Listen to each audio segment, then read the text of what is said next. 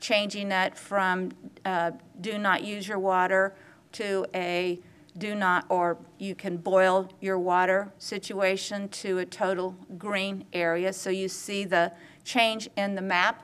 Obviously, there's still an area in Paulan that is still red or orange or pink, whichever you're seeing on your TV or your screen. But the good news is, if there's good news, is that we are opening up a much larger area that was white, where they were only able to wash their clothes, take a shower, use a dishwasher, but not drink the water. That area that was white has opened up into green. And then we will continue to give you some additional information, which Allison Struby, our water director, will give you specifics. Once again, we want to say to residents, we know this has been painful. We know this has been a very difficult situation for everyone. We know that having patience with us and with the system and with the bureaucracy attached to TCEQ and government, that we've not been able to move as quickly and as fastly and as efficiently as you would like us to, or as we would like to. I would like to say a special thanks to Drew Darby, who spent many hours with us last night helping us work through the process and helping us reach higher levels of authority to make sure we understood better what was going on and what the potential timelines were going to be. So a special thanks to him for his involvement and his guidance and direction, because it made a big difference for us, and we felt like we had someone in Austin fighting for the citizens of San Angelo. So thank you, Drew. All right, so Allison's going to come on, talk through more specifics with you, give you the information you need. We certainly will open up for questions after Shane Kelton also makes some announcements. But thank you for being the great citizens that you are and being as strong as you are as West Texans. And you might not call it patience, but thank you for your patience in working through this situation with us. Allison?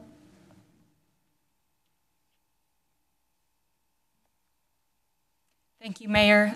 I'm going to kind of repeat some of the items that she just discussed, but ultimately on the map that you'll see, we have eliminated the white area. The entire white area has now gone to a green status, which, as we have been discussing, is a no restriction zone. So you can resume water as normal. We were waiting on test results from TCEQ. These confirm, or the area in green has confirmed that no samples in the green area have ever reached contaminant levels or had any of the compounds that we have seen in the Paulan area. They have all come back clean. We want to give an update to what we're doing in the Paulan area or in the red zone, so that citizens are aware that we're making steps to get this area flushed out. And what I mean by that is we are having to move water through the Paulan area so that we make sure we bring complete fresh water through. We have started flushing here at the base where water is fed into this line. And remember that we have discussed in previous press conferences that the water being fed into the Paulan area is isolated from recirculating into other parts of the system. We have further isolated the industrial area wedge up here on North Bell Street and 37th Street to make sure that it too is not circulating water even into the Paulan area. So we have made those separations there, and so we are currently flushing and have been flushing since late Wednesday night, starting here, and we have to flush all the way up to the new jail facility and then flush from the industrial park out to the wastewater treatment plant. This is a flushing plan that involves flushing 94 hydrants.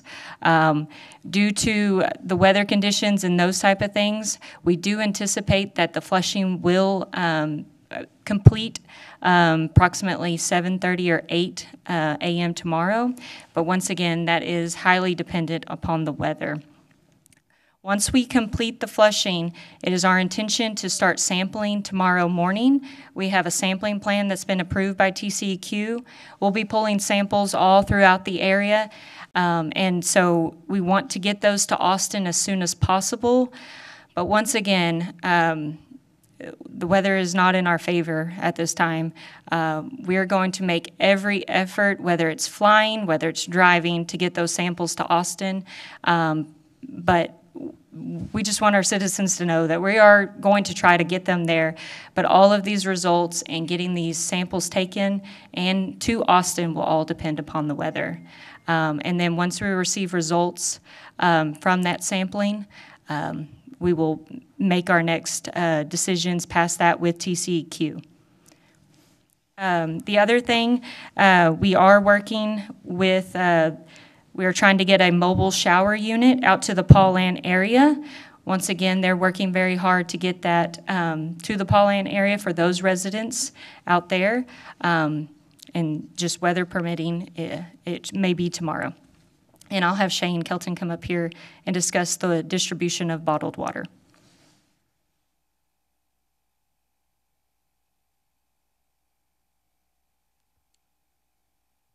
Thank you, Allison. As we're opening up the remainder of the wide area into a free use or complete use area, the need for drinking water in that area has gone away at this point. So we will be closing the 3 stations, water distribution stations that we currently have: the one at Central High School, the one at Bradford Elementary, and the one at the Coliseum. We want the citizens of Paulan area to know that we will be, city employees will be going door to door this evening, delivering water to your residents, one, because of the inclement weather that's coming in and we're expecting, and we're going to try to distribute enough water based on your household needs, per person, per household need, to make sure that you have enough water to sustain your drinking and maybe some other small minor needs through the weekend to get you through the inclement weather that we're expecting for Saturday, Sunday, and Monday. So you should be expecting to see city crews coming down each street, knocking on your doors, visiting with you, and distributing water to your individual homes. If there's something comes up that we cannot make every home this evening, we will be back out again starting at 9 or 10 in the morning, depending upon weather, depending on road conditions. We will finish up with going from door to door tomorrow to ensure that everybody has the water that they need. With that, we want to make sure that citizens, with this inclement weather coming in, that we want to make sure that citizens try to stay off the streets as much as possible. So again, we'll make every effort to get to your house tonight. And again, if that cannot happen, we will be there in the morning.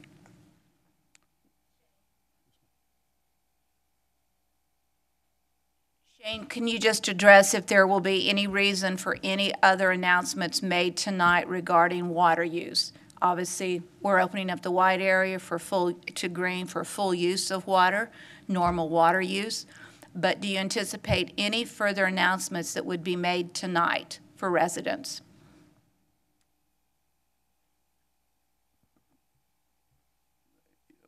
To answer that question, we have other test results sitting at the LCRA labs in Austin currently waiting on those results. We will continue to work through the evening into the night to look at those results, see those results, and if we have positive test results, we will be visiting with the TCEQ as we move forward, looking to see if there's any possible way to minimize any of the restrictions that we have left in that red zone. Again, we're not sure on any of the timing or the possibility of those conversations with TCEQ, but we will again, if something comes about that we are able to lift restrictions, we will get that information out to everybody as soon as we can. We, as much as the citizens themselves, employees ourselves, we want to resolve this as fast as can. We want to ease the restrictions as quickly as possible. And so, if there is any information, we will be in contact again with the media and putting things out on social media to try to work to help alleviate this. So just to be specific, if there's any change that we get due to results coming back tonight, the media will be alerted of that information. It will be on our social media. We will make sure the KLST, KSAN, Fox News, ABC is fully aware of any announcements. Chances are there won't be any new announcements tonight, but we just want to make sure you know we probably won't do a press conference like this tonight. The information will come through the media, through our website. It will be updated for your information. Questions?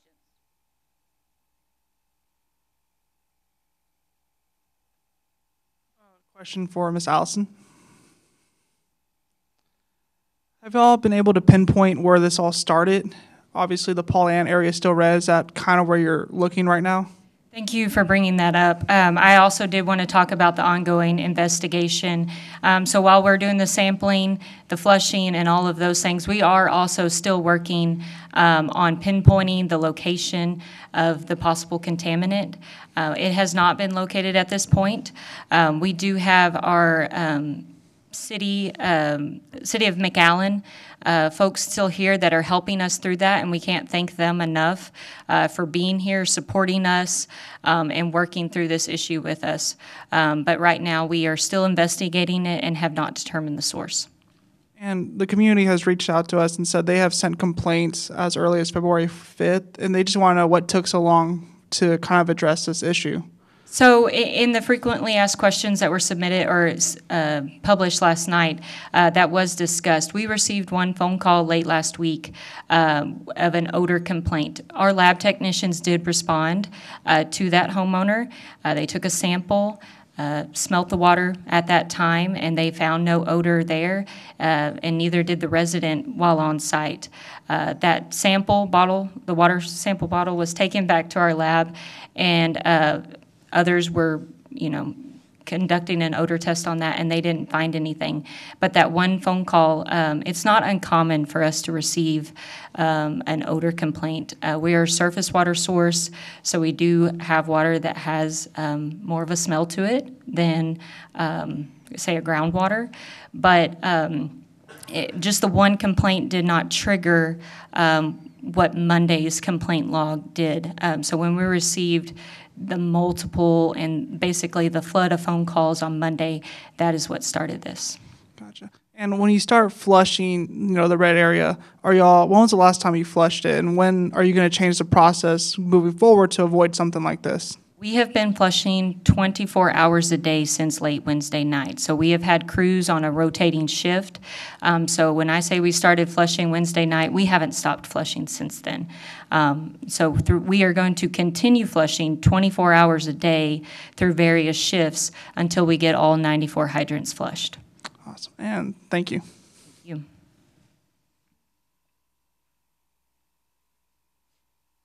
Hello. Jalen Lewis with KSAN KLST. I had a question for, I did not catch it. Yes, ma'am. I'm sorry, I'm terrible with names. Yes, I heard